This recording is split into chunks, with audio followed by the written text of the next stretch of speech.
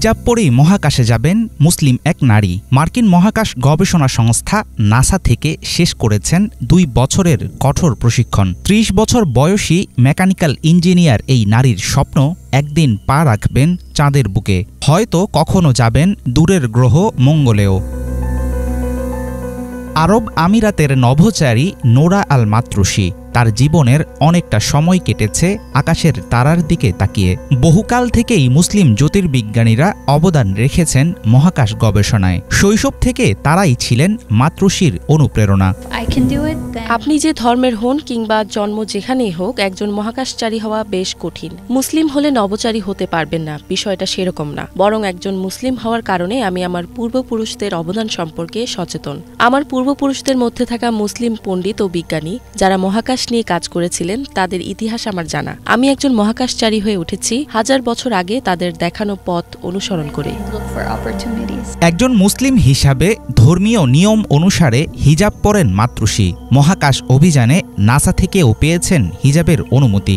Space sweet ও helmet পরার সময় চুল ঢেকে রাখতে নাসার স্যুট ইঞ্জিনিয়াররা তার জন্য বানিয়েছেন বিশেষ ধরনের অস্থায়ী হিজাব।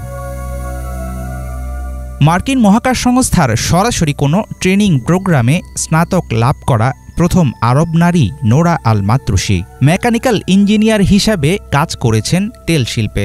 আরব আমিরাত স্পেস এজেন্সি কর্তৃক মনোনীত হয়ে 2021 সালে যুক্ত হন নাসার একটি প্রশিক্ষণে। 2 বছরের কঠোর পরিশ্রমে দ্য ফ্লাইস নামে পরিচিত একটি দল গড়ে তোলে নাসা। আন্তর্জাতিক মহাকাশ স্টেশনে মিশনের উপযুক্ত দলটিতে মাতরুসি ছাড়াও আছেন আরও 10 মহাকাশচারী। চন্দ্রাভিযান সফল হলে ভবিষ্যতে দলটি যেতে পারে মঙ্গল গ্রহে। আমি সত্যিই গর্বিত। আল মাতরুসি আমাদের টিমের একজন হয়ে প্রশিক্ষণ শেষ করেছে। আরব আমিরাতের নারীদের জন্য এটা শক্তিশালী একটি বার্তা। তারা যে কোনো কঠিন কাজের যোগ্য, এমনকি সেটা হতে পারে একজন নভোচারী হওয়া। আমরা এখন বাস করছি পরবর্তী আর্টেমিশন জেনারেশনের জন্য। অসংখ্য আমিরাতি মহাকাশচারী ভবিষ্যতে আমাদের অনুসরণ করবে। আমাদের মতো তারাও হয়ে উঠবে মানবতার ভবিষ্যৎ।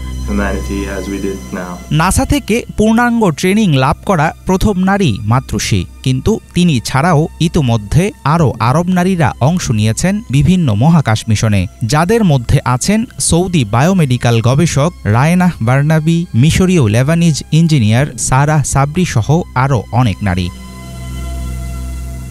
মহাকাশে মানুষের অভিযান শুরু হয় চাঁদে যাওয়া নিয়ে। এই প্রতিযোগিতা শুরু হয়েছিল 1957 সালে রাশিয়ার মহাকাশযান স্পুটনিক উৎক্ষেপণের মধ্য দিয়ে। চাঁদের পর কোনো গ্রহে মানুষ অবতরণ না করলেও মহাকাশের প্রতি আমাদের আগ্রহ সবসময়ই ছিল অটুট।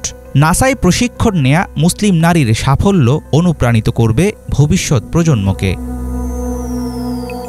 হাফিজুল ইসলাম, বাংলা ভিশন।